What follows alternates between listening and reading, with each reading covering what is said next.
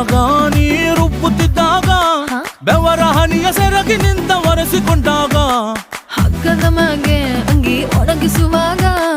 ನಿನ್ನ ಮೈಯ ವಾಸನೆಯು ನೆನಪಾದಾಗ ಎರಡು ಕೈಯ ನೆತ್ತಿ ನೀನು ಜಡಿಸುತ್ತುವಾಗ ದಿಮ್ಮನಪ್ಪಿಕೊಂಡು ನಿದ್ದೆ ಮಾಡುವಾಗ ಸುಸ್ತಾಗೋಗಿ ನೀನು ಆಕಲಿಸುವಾಗ ಬತ್ತವಲ್ಲ ಫೀಲಿಂಗ್ಸು ಬಂದು ಬಂದು ಮುಚ್ಚಾಗ್ತಾವೆ